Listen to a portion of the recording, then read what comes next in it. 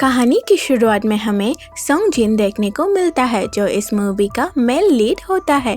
Song जिन एक orchestra conductor है। वो अपनी घर में अपनी फियांसी की वीडियो देख रहा है। फियांसे जिसका नाम सोयुन है वो भी एक सेलिस्ट है। वीडियो में लड़का को कहता है मैं तुम्हें छोड़कर बर्लिन जा रही हूँ जहाँ तुम मुझे नहीं ढूंढ पाओगी क्योंकि मुझे लगती है कि मैं तुम्हारे लिए सही नहीं हूँ।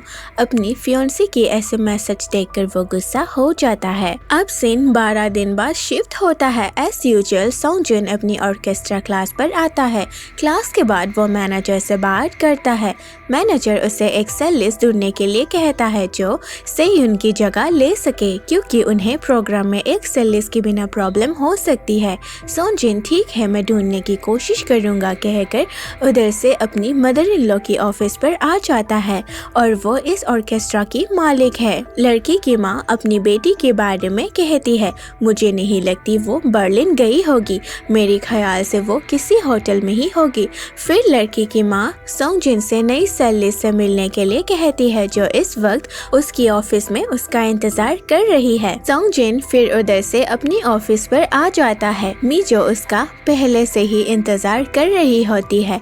सोंग जिन उसकी रिज्यूम को देखती है और इस सीन में हमें पता चलता है कि मीजो सेयुन की जूनियर थी और दोनों एक ही सेलिस्ट टीचर से क्लास भी लिया करते थे। उसकी सेलो बजाने को पसंद आकर उसे सेयुन की जगह में हायर कर लेता है। घर पर आकर सोंग जिन मीजो की सेलो बजाने की रिकॉर्ड को सुनता रहता है और उसकी फोटो को भी देखता रहता है मानो जैसे उसके मन में कुछ चल रहा हो।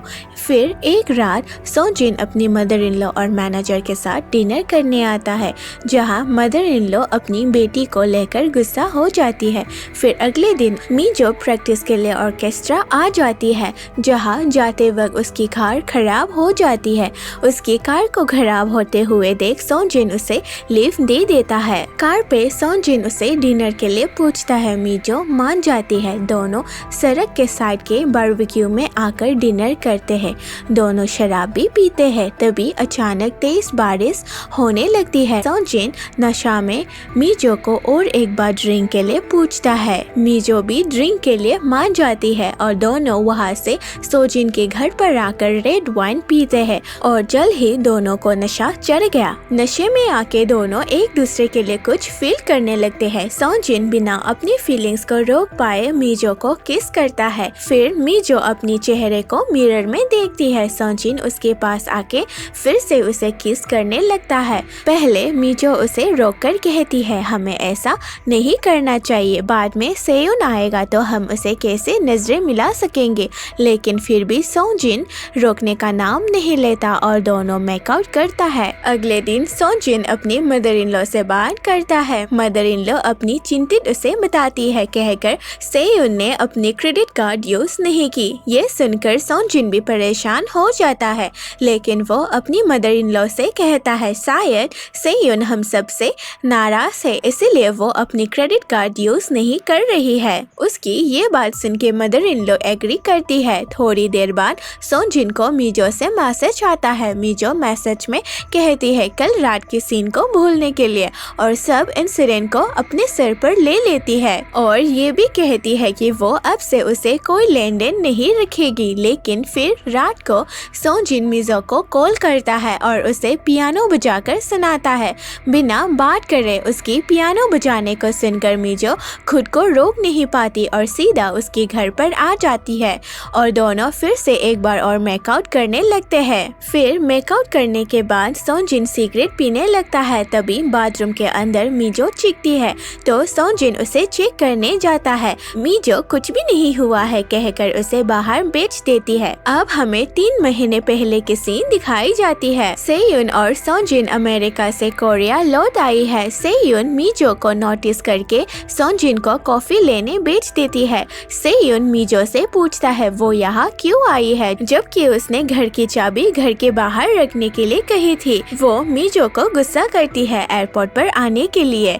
सेयुन की बात से मीजो को बुरा लगती है लेकिन फिर भी वो स्माइल करती है। सेयुन मीजो से अपनी बॉयफ्रेंड को बिना इंट्रोड्यूस किए उधर से चली जाती है और जब दोनों उधर से चले आते हैं उसकी मन में एक नफरत बढ़ जाती है मानो जैसे से कुछ प्लान कर रही हो बदला लेने के लिए। फिर दोनों अपने घर आ जाते हैं। सोंजिन घर को देखकर खुश हो जाता है, बट उसके मन में कुछ चीज खटक रहा है क्योंकि वो इतने रिच फैमिली से बिलोंग नहीं करता। इतना बड़ा घर में एडजस्ट करने के लिए उसे थोड़ी सी प्रॉब्लम हो रहा है। घर पर सेयुन और उसके दामाद वापस कोरिया आने की खुशी में सेयुन की माँ ग्रैंड पार्टी देती है। सब गेस्ट गाना गाते हैं और एंजॉय करता है, लेकिन सोंजिन को पार्टी में मन नहीं लगता और किचन में आके बर्तन धोने लगता है। उसको ऐसे ग्लास धोते हुए देख मदर इन लॉ उसे नीचा दिखाते हुए कहती है, तुम्हें ये काम सूट कर रही है। सोंजिन को अपनी मदर इन लॉ की ऐसी बात सुन के बुरा लगता है। पार्टी के बाद वो घर से बाहर आकर शराब पीता है और कहीं न कहीं थोड़े से चिंतित में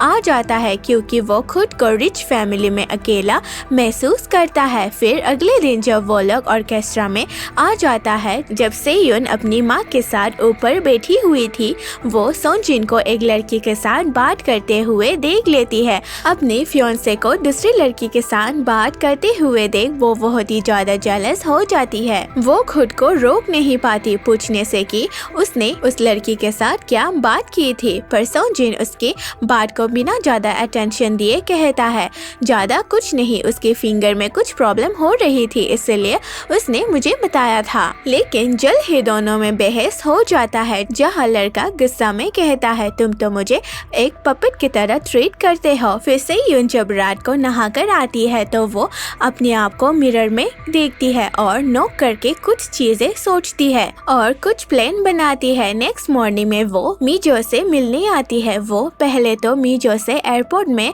उससे मिसबिहेव करने के लिए माफी मांगती है और खुद की प्रॉब्लम उसे शेयर करती है कि वो सोंजिन को बहुत ही ज्यादा पसंद करती है, बट अब कहीं न कहीं उसे उस पर शक हो रही है कि वो उसे चीट तो नहीं कर रही है दूसरी लड़की के साथ संबंध रखकर। और मीजो को अपनी प्लान बताने से पहले पूछती है, तुम्हें याद है ना वो दिन जब मैंने तुम्हें पहली बार किस की थी हमारी टीचर के सीक्रेट रूम पे? मीजो हाँ कहती है। सेयुन कहता है, वो दिन मेरी लाइफ की बेस्ट दिन थी और मीजो को उसकी प्लान बताती है कि वो उस सीक्रेट रूम के अंदर जाएगी और अपने फियांसे पर नजर रखेगी, कहीं सच में उसने उसे धोखा तो नहीं दिया है। उसकी प्लान को सुनकर मीजो थोड़ी सी घबरा जाती है, लेकिन उसे माननी ही पड़ती है। दोनों फिर घर पर आते हैं एज प्लान। सेयुन मीजो से उस सीक्रेट रूम की चाबी लेती है और बुक शेल्फ को हटा के दोनों उस सीक्रेट रूम के अंदर जाते हैं। रूम के अंदर जाके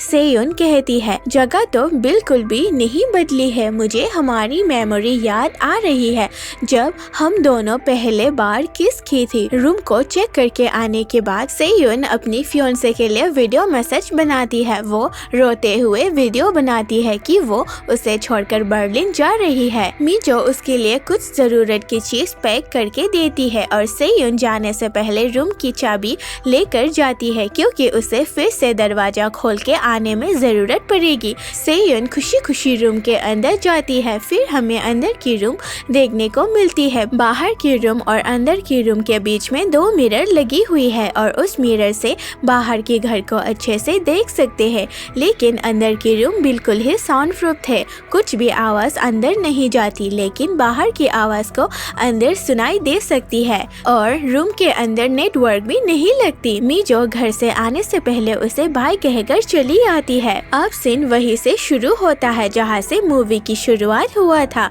सोंजिन घर पर आकर वीडियो मैसेज देख लेता है जो सेयुन ने छोड़ी थी। अंदर से वो अपनी फियांसे को देखकर खुश हो रही थी। उसकी परेशान होने को देखकर सेयुन वापस बाहर जाने के लिए डोर खोलती है, लेकिन चाबी काम नहीं करता। तो वो जब उसकी फियांसे बाथरूम में आ जाती है तो वो ग्लास पर जोर जोर से मार के उसे पुकारने की कोशिश करता है और ग्लास बोतल से जोर जोर से मारने की कारण उसकी ग्लास से हाथ भी कट जाती है। फियांसे को कुछ भी सुनाई नहीं देता। जब सेयुन को बहुत ही ज्यादा भूख लग जाती है तो उसे एक्सपायरी नूडल्स खानी पड़ती है। फिर एक दिन बाथरूम में मीजो आ जाती है। पहले तो वो मीजो को देखकर बड़ी ही खुश होने लगती है, लेकिन अपनी दिमाग पर अकल आकर जोर जोर से पूछती है, तुम अंदर कैसे आए? मीजो कहती है, तुम ठीक हो ना? अंदर मैं शराब के नशे में हूँ क्योंकि मुझे सोंजिन ने बार बार शराब पिलाया है। सेयुन को ये सब सुन के सब कुछ समझ में आ जाती है कि ये सब चाल मीजो ने ही चली है और उसी ने ही रूम की चाबी बदली है, उससे बदला लेने के लिए और उसे छोड़कर दूसरे लड़का के साथ अपनी जिंदगी शुरू करने के लिए और उसके प्यार को धोखा देने के लिए और उसे सिर्फ खुद के फायदा के लिए इस्तेमाल करने के लिए सेयुन दीवार पर जोर जोर से मारती है उसे धोखा देने के लिए। फिर सेयुन उन दोनों को बेडरूम के मिरर में मेकआउट करते हुए देख लेती है। वो पूरी तरह से पागल जैसी हो जाती है, जोर जोर से चिल्लाती है ऐसा नहीं करो कहकर। सीन उधर से ही कट होके 7 महीने पहले शिफ्ट हो जाते हैं। मीजो ने घर को पूरी तरह से रिवील करने में सेयुन की मदद करी थी जब सेयुन अमेरिका में थी, क्योंकि मीजो को लगी थी सेयुन ने ये घर उन दोनों के लिए बनाया है ताकि वो दोनों इस घर पर रह सके। मीजो हमेशा खुशी से घर की काम की प्रोसेस को फोटो और वीडियो के थ्रू उसे बताती रहती थी। फिर जब एक दिन घर बन गया तो सेयुन मीजो को कॉल पर बताती है वो कोरिया वापस आ रही है, लेकिन किसी स्पेशल इंसान के साथ। उसकी ये बात सुन के मीजो पूछती है क्या वो स्पेशल इंसान लड़का है और हमारे रिश्ते का क्या, पर सेयुन जवाब में कहती है अब हमें अपनी नॉर्मल लाइफ जीनी चाहिए। मैं उसके साथ शादी कर रही हूँ और मैं अब लड़का के साथ जिंदगी बिताऊंगी।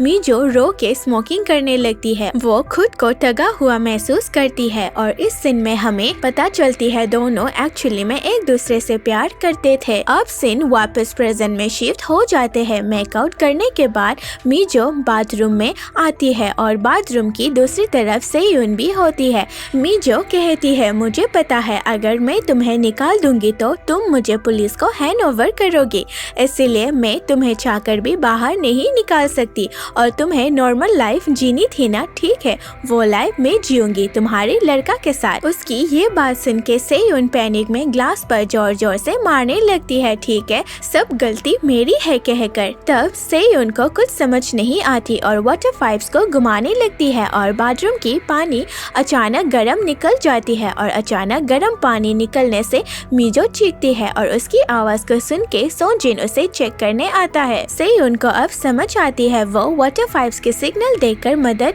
मांग सकती है। अगले दिन सोनजिन पम्बलर को बुलाता है वाटर पाइप चेक करने के लिए। पम्बलर कहता है वॉल को पूरी तरह से तोड़नी पड़ेगी क्योंकि स्विचेस वॉल के अंदर है। दूसरी तरफ सेयुन जोर जोर से चिल्लाकर मदद मांगने की कोशिश कर रही है, इसीलिए वो ऐसे सिग्नल उनसे मदद मांगने के लिए वाटर पाइप को ऑन कर देती है और कुछ ही सेकंड में बाथरूम में अचानक शावर से पानी निकल जाती है। पानी को अपने आप गिरते हुए देख पम्बलर घबराकर कुछ तो गड़बड़ है कहकर चला जाता है। फिर सोनजिन सेयुन की माँ से मिलने आता है। मदर इन लॉ कहती है अब मुझे उसकी और भी ज्यादा चिंतित होने लगी है, इसीलिए मैं पुलिस को इन्वेस्टिगेशन के लिए केस फाइल कर रही हूँ। सोनजिन पर थोड़ी सी शक करती हुई जल्द ही पुलिस घर पर इन्वेस्टिगेशन के लिए आ जाता है। उधर बेचारी सेयुन एक्सपायरी नूडल्स खा रही है और रो रही है क्योंकि उसकी हाथ अब ज्यादा से ज्यादा दुखने लगी है। सोनजिन और मीजो डिनर करके उसके घर पर आ जाते हैं, पर उसकी डोर कोड को देखकर सोनजिन थोड़े से ढंग रह जाता है। घर के अंदर दोनों फिर से शराब पीने लगते हैं और थोड़े नशा में आकर सोनजिन पूछता है तुम्हारे घर की पिन कोड सेयुन के बर्थडे डेट से सेम है, लेकिन मीजो बात को टाल देती है और कहती है ये तो पुराने रेंटेड लोगों की पिन कोड थे जो मैंने कभी भी बदली नहीं। लेकिन सोनजिन को उस पर शक हो जाता है। अब नेक्स्ट डे जब सोनजिन ऑर्केस्ट्रा आ जाता है तो मदर इन लॉ उसके पास आकर उस वीडियो मैसेज को दिखाता है कहकर कि साइड पर कोई लड़की थी, उसकी हाथ की ब्रेसलेट को हम देख सकती है। सोनजिन उस ब्रेसलेट को पहचान कर सीधा मीजो के पास आ जाता है और जब मीजो काम में थोड़ी सी बिजी थी तो उसकी फोन को वो छुपके से देख लेता है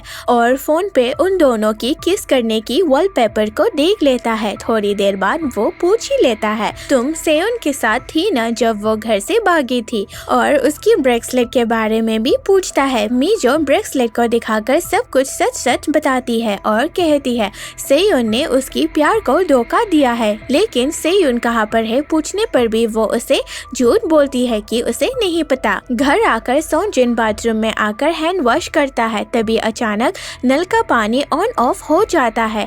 ये देखकर उसे कुछ शक होने लगता है। शक होकर वो पानी के टैप को ऑन करने के लिए कहता है तो सेयुन ऑन कर देता है और ऑफ करने के लिए भी कहता है तो सेयुन ऑफ कर देता है। सोनजिन जान जाता है कि सेयुन घर के अंदर फंसा हुआ है। सोनजिन फ्लावर पॉट उठाता है मिरर को तोड़ने के लिए, बट वो रुक जाता है, ये सोचकर कि उसने सब कुछ देख लिया है दूसरे लड़के के साथ उसे चीट करते हुए। सेयुन बेचारी रोने लगती है अपनी फियोंसी की हिडन फेस को देखकर। सोनजिन जल्द ही मीजो से मिलता है और उसे कमरे को खोलने के लिए कहता है। पहले तो वो मना कर देती है, वो उन दोनों को जेल भेज सकती है कहकर, बट वो लास्ट पर मान जाती है। दोनों उस रूम के अंदर जाते हैं। दोनों सेयुन को रूम के अंदर बेहोश पाती है तो मीजो उसे चेक करती है, कहकर मर तो नहीं गई है। अचानक सेयुन मीजो को जोर से पकड़ लेती है। मीजो किसी तरह उसकी हाथ को छोड़कर सोनजिन से कहता है चलो हम बाहर जाते हैं, लेकिन सोनजिन हटो कहकर उसे जोर से धक्का दे देता है और उसकी सर दीवार पर पटक के वो उधर ही बेहोश हो जाती है। सोनजिन सेयुन को बाहर ले आता है, मीजो को अंदर ही छोड़कर। रूम के बाहर आके सेयुन को अच्छी लगती है और सोनजिन से फूड ऑर्डर करने के लिए कहती है और खुद नहाने बाथरूम चली जाती है। बाथरूम के अंदर वो मीजो को चिढ़ाती है, मजा आ रहा है ना तुम्हें। और इस बार रूम के अंदर मीजो तड़प रही होती है दरवाजा खोलने के लिए। अब हम एंडिंग के सीन में देख सकते हैं सेयुन सोनजिन से अपनी रिलेशन ब्रेक नहीं करती। बाहर की दुनिया को दिखाने के लिए वो भी उनके जैसे नॉर्मल कपल है, लेकिन दूसरी तरफ मीजो को वो अभी भी अंदर के रूम में ही बंद कर रखी है और मीजो के लिए अंदर के रूम को एक नॉर्मल घर जैसा सजा दिया है। अब दोनों उसी रूम पर एक दूसरे से ज्यादा टाइम स्पेंड करते हैं और इसी सीन से ही इस मूवी का एंडिंग यहीं पर हो जाती है। इस मूवी में हम जान सकते हैं कि सबका एक हिडन फेस होता है। इंसान की नेचर को समझना मुश्किल है और सच्चाई एक आईना की तरह होता है जो एक ही बार में टूटकर बिखर सकती है। जो दिखता है वो अक्सर सच नहीं होता। Thank you for watching guys.